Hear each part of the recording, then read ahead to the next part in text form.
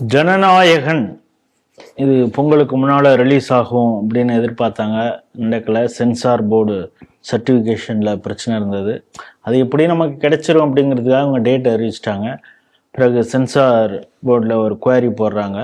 இது ரீவிசிட்டு திரும்ப மறுதணிக்கை செய்யணும் அப்படின்னு யாரோ ஒரு நோட்டு போட்டாங்கங்கிறதுனால இதை எதிர்த்து கோர்ட்டுக்கு போனாங்க.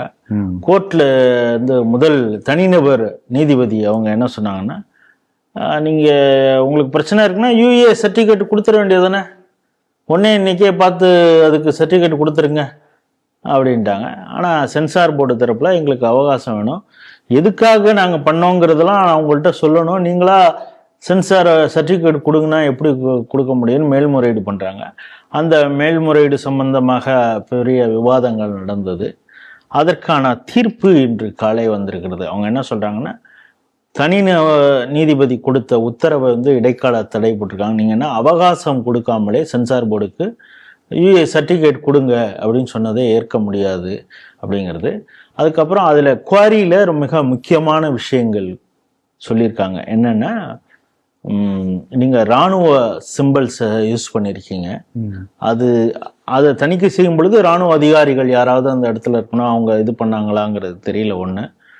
அடுத்தது, வெளிநாட்டிலிருந்து சதி செய்யக்கூடிய வகையில் அந்த இதில் காட்சியப்படுத்தப்பட்டு இருக்கிறது, இது ஒன்று.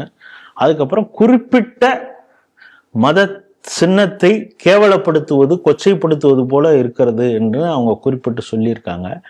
அதற்குறித்தான விசாரணை எதுவுமே பண்ணாமல் சென்சார் போர்டு சர்டிஃபிகேட் கொடுங்கிறது எந்த வகையில் நியாயம்னு தெரில. மீண்டும் அதே தனி நீதிபதி சென்சார் போர்டுக்கு அவகாசம் கொடுத்து அவங்களுடைய இதெல்லாம் கேட்டுட்டு, அதே போல் சினிமா தரப்பு அவங்க இன்னொரு அபிடவிட் தாக்கல் பண்ணி இந்த கேஸை முழுசாக நீங்கள் விசாரணை பண்ணி முடிவு சொல்லணும் அப்படின்னு சொல்லியிருக்காங்க. இந்த செய்தி எப்படி பார்க்குறீங்க? திரைப்படம் என்பது ஒரு பொழுதுபோக்கு மட்டும் கிடையாது, அது ஒரு மெசேஜ் கொடுக்கும். மெசேஜ் மட்டும் இல்ல, ஒரு தனிப்பட்ட நபர் மட்டும் இல்ல, ஒரு சமுதாயத்துக்கே ஒரு பெரிய மெசேஜ் கொடுக்கக்கூடியது திரைப்படம். நீங்க அமெரிக்கால ஹாலிவுட் திரைப்படங்கள்ல பாத்தீங்கன்னா, முழுக்க முழுக்க சோவியத் ரஷ்யாவை மட்டம் தட்டி அமெரிக்காவை உயர்த்தது போலதான் அந்த ஹாலிவுட் திரைப்படமே பல காலமா இருந்தது. எதுக்கான அமெரிக்கன் பிரைடு வரத்துக்காக. அப்ப திரைப்படம் ஒரு சாதனை. It's a media to give a message to the society. அந்த பொறுப்புணர்வோடு இந்த திரைப்படத்தில் இருக்கக்கூடிய தயாரிப்பாளர்களோ டைரக்டர்களோ செயல்படணும். அப்படி இல்லாமல் போகும்போது சமுதாயத்துக்கு பெரிய பாதிப்பை ஏற்படுத்தும் என்பதற்காகத்தான் தணிக்கை துறையை வச்சிருக்காங்க. இல்லைன்னு எதுக்கு தோணுதெல்லாம் எடுத்துட்டு போலாம். இப்ப ஏற்கனவே நான் சொல்லியிருக்க அந்த உதாரணம், ப்ரூஸ்லி படம், ஒரு படம் முடிஞ்ச பிறகு வெளியில ஒரு அந்த கதாபாத்திரத்துல ப்ரூஸ்லி அடிக்கக்கூடிய மாதிரி கதாபாத்திரத்துல ஒரு பிளாஸ்டிக்ல பொம்மை தியேட்டர் வாசல்ல வச்சிருக்காங்க. படம் முடிச்சுட்டு வரக்கூடிய 90% பேர் அந்த பொம்மை ஒரு தட்டு குத்திட்டு போறோம், ப்ரூஸ்லி பண்ண மாதிரி பண்ணிட்டு போறோம். அப்ப இட்ஸ் அ மெசேஜ். இது ஒரு பத்திரிகையில செய்தி நான் அதை பத்தி ஏற்கனவே ஒரு செய்தி இதுல சொல்லியிருக்கேன், செய்தியில் சொல்லியிருக்கேன்னு நினைக்கிறேன். அப்போ ஒரு படம் என்பது படத்துக்கு பிறகு என்ன அலைகளை ஏற்படுத்தும் ஒரு சொசைட்டில, அது பார்க்கக்கூடிய அத்தனை பேர் இருக்கும். அப்ப பாசிட்டிவான விஷயம் சொல்லணும் இல்லையா? சமுதாயத்துல நல்ல மாற்றத்தை ஏற்படுத்தக்கூடிய திரைக்கதைன்னு அந்த காலத்து சிவாஜி படத்தை பார்த்துட்டு காசு கொடுத்து எழுதிட்டு வரக்கூடியவங்களாம் நிறைய பேர் பாக்குறோம். வெறும் படம் பொழுதுபோக்கு மட்டும் இல்ல, ஒரு மெசேஜ் போகுது இல்லையா? இந்த படத்தின் மெசேஜ் மூலமாகவே ஆட்சியை பிடிக்க முடியும் என்று நிரூபித்து காமிச்சவர் எம்ஜிஆர் இல்லைங்களா? அப்ப ஒரு பெரிய ஆட்சி மாற்றத்தையே படம் ஏற்படுத்த முடியும்னா அப்ப எந்த அளவுக்கு ஒரு பவர்ஃபுல் மீடியா இந்த சினிமாங்கிறது, அதை நம்ம புரிஞ்சுக்கணும். அப்ப அந்த பொறுப்புகளோடு நிக்கலாம் இருக்காங்களா? இந்த அமீர்னு நினைக்கிறேன், அவர் எடுத்த ஒரு திரைப்பட காட்சி, அது ஒரு நான் திரைப்படம் பாக்குறதுல டிவியிலும் எப்பயா இப்படி நியூஸ் ஏதாவது போடும்போது அப்படி வரும் இல்லையா? அப்படி பார்க்கும்போது மகா மட்டமான அந்த பாலியல் காட்சிகள்.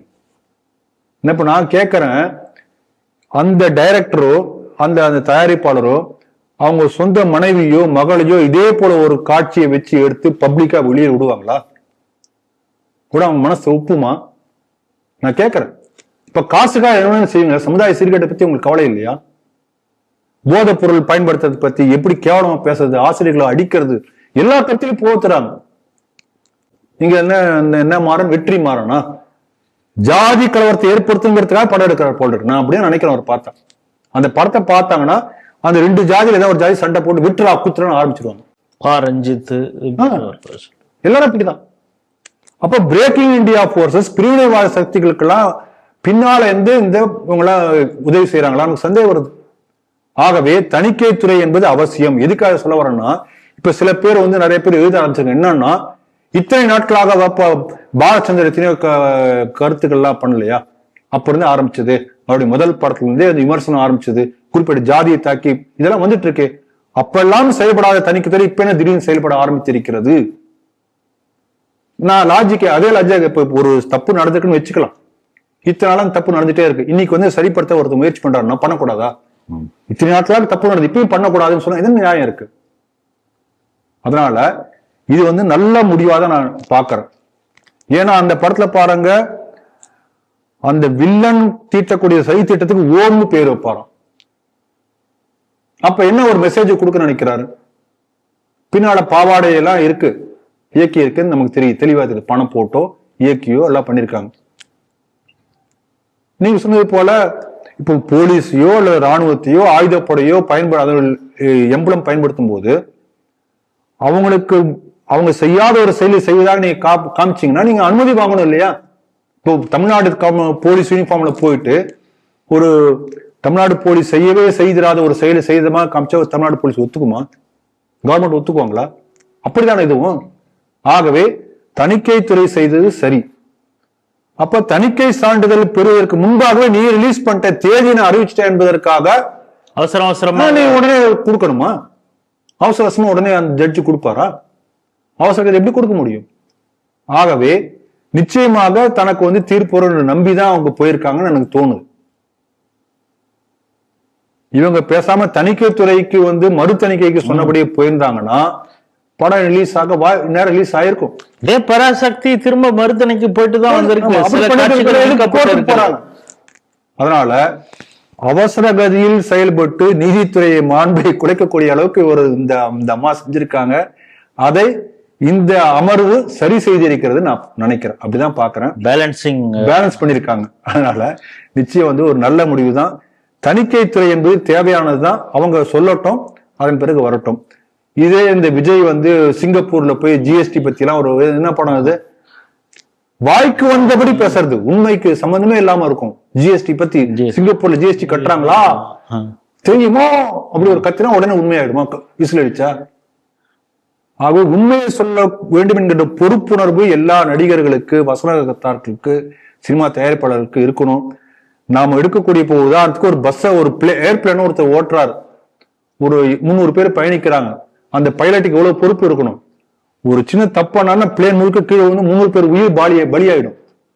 அதே போன்ற பொறுப்புணர்வு ஒரு தயாரிப்பாளருக்கு இருக்கணும். நான் ஒரு படம் எடுத்தேன்னா லட்சக்கணக்கான பேர் பாக்குறாங்க. அத்தனை பேர் மாணவர்கள், ஒன்னும் தெரியாத பாக்குறாங்க, குழந்தைகள் பாக்குறாங்க, குடும்பத்துல பெண்கள் பாக்குறாங்க. அத்தனை பேர் மனசுல பாதிப்பை ஏற்படுத்து. அந்த பொறுப்புணர்வு உனக்கு இருக்கணும்.